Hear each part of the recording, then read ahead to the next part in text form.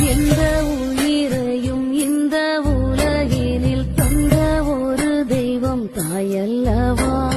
அந்தம் இல்லா ஒரு சொந்தம் என்றால் அது எந்த நிலையிலும் தாயல்லவா.